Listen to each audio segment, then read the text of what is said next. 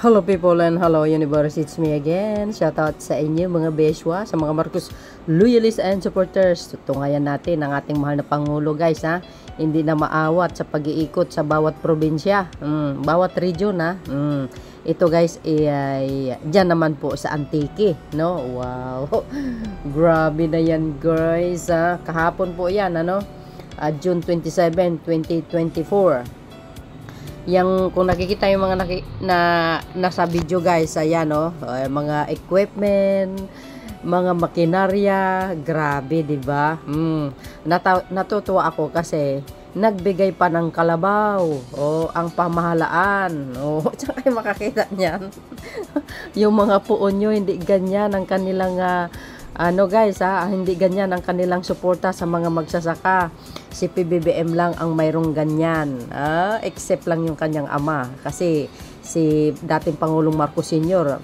siya ang nag-umpisa, kaya yan, ang anak ang nagtuloy, sobra-sobra pa.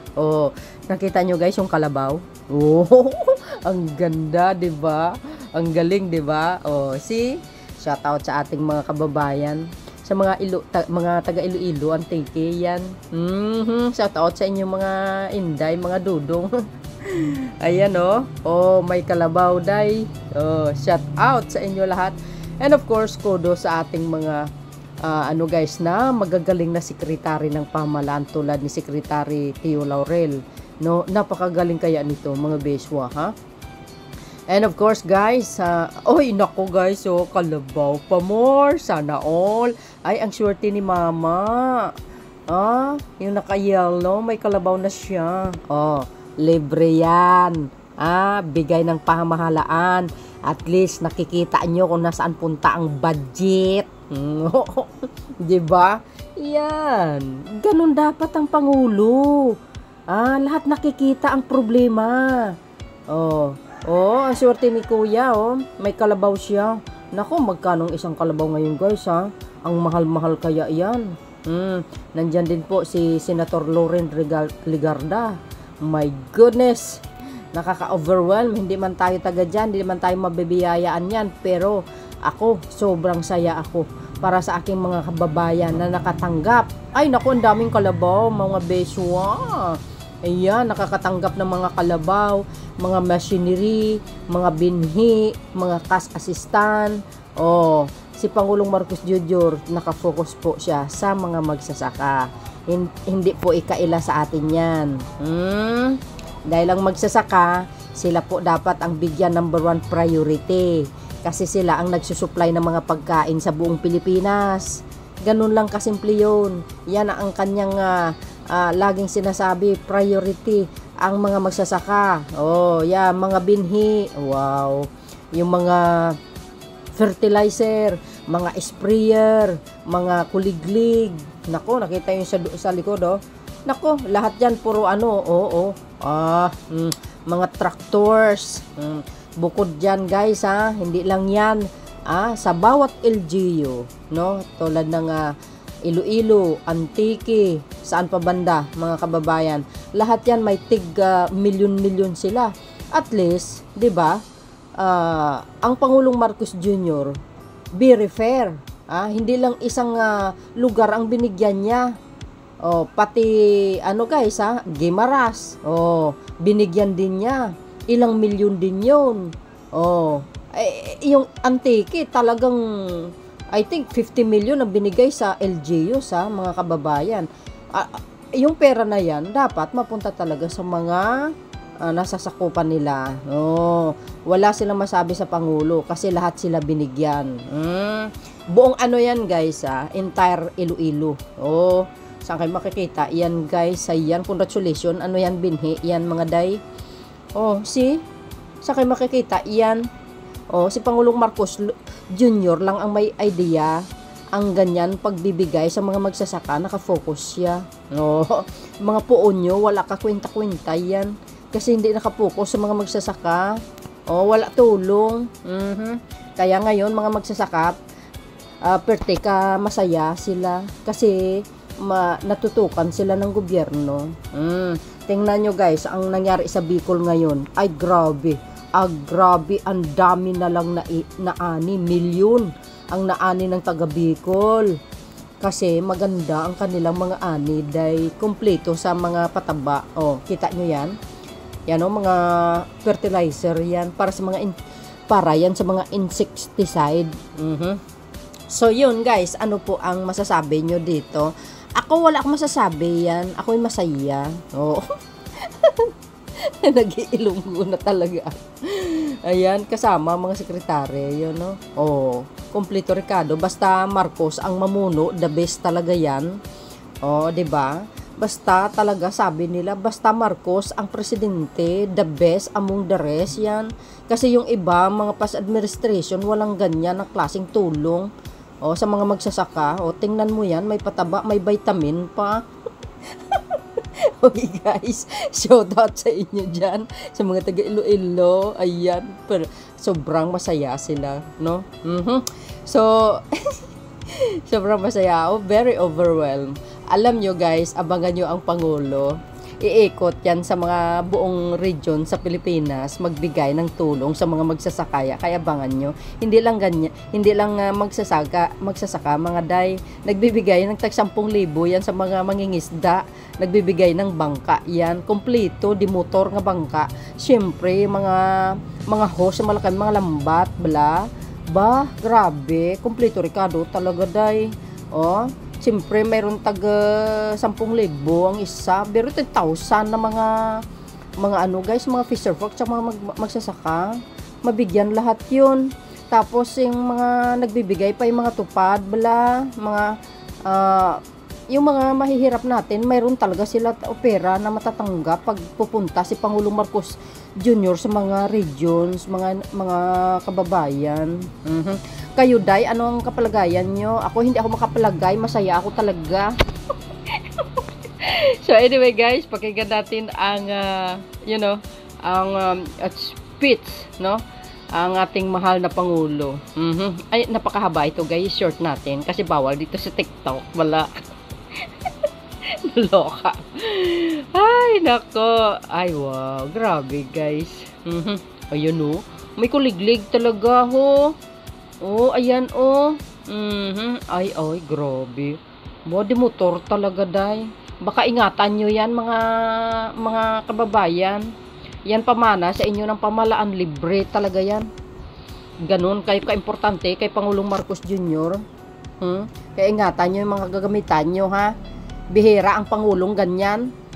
Oh, yung mga daming Pangulo na nagdaan, walang ganyan na mga suporta sa mga magsasaka. Si Pangulong Marcos Jr. lang at saka si Marcos Sr. bla.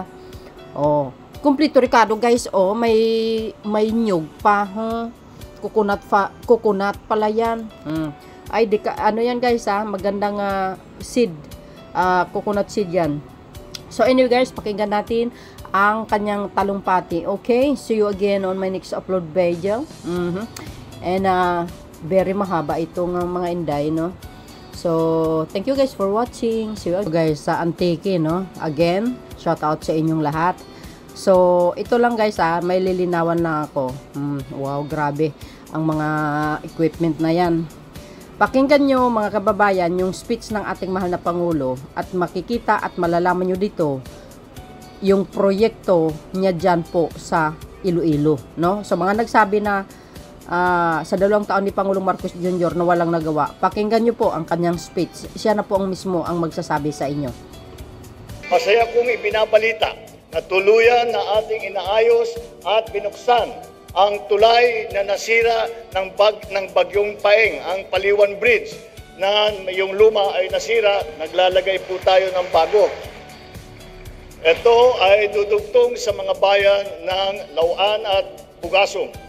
Kaugnay nito, nasa halos 80% ang natapos sa ating ipinapatayong Panay East-West Lateral Road na nakakahalaga ng humigit kumulang 9 bilyong piso. Wow. Kasabay nito, ang pagsasakatuparan ng Antique Airport Development Project na magbibigay ng serbisyo sa mas maraming pasahero at mas malaking eroplano.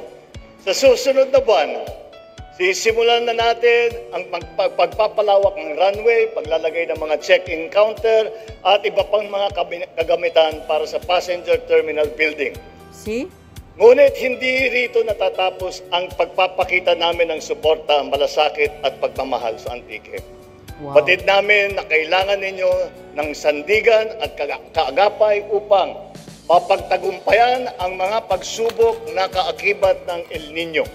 Kaya naman, narito kami upang personal kong makita at maghatid ng tulong sa Antiqueño na nakikiisa sa ating ngayon. Sa katunayan, nasimulan na natin kanina ang pagbabahagi ng mga makabagong makinarya at kagamitan sa pagsasaka sa ating mga benepisyaryo.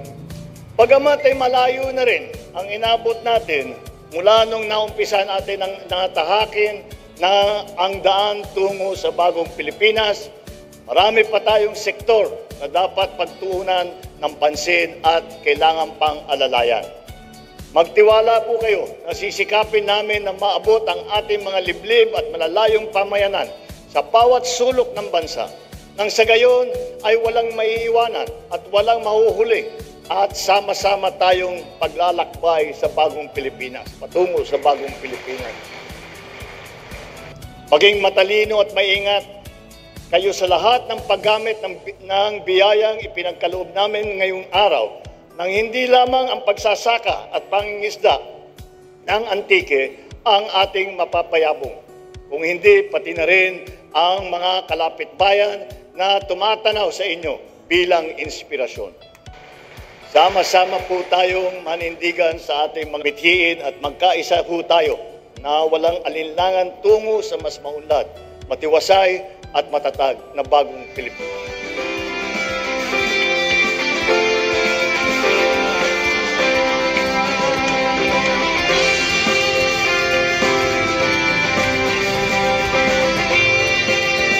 Isang combine harvester, isang 4-wheel tractor, transplanter at saka yung mga floating tiller at saka hand tractor, ma'am. Makakatulong ito, ma'am, una-una sa ng land preparation namin. Mabilis na siya kasi pagdating ngayon ng tagulan, so magagamit namin yon sa lalo-lalo na yung 4-wheel tractor. Saka yung pagtanim, yung sa transplanter, ma'am, yun, makatulong talaga siya ng mabilis na pagtanim ng palay.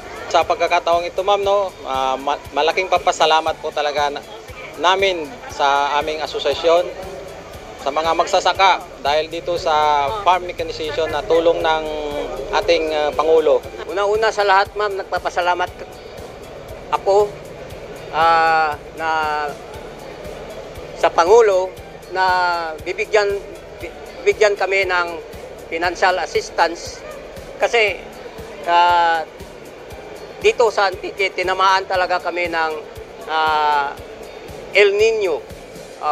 Sobrang init at saka masaya kami na bibigyan kami ng financial assistance para na meron kaming panggastos uli sa aming sakahan. Ang assistance na yan, ibibili namin yan panggastos sa aming sakahan.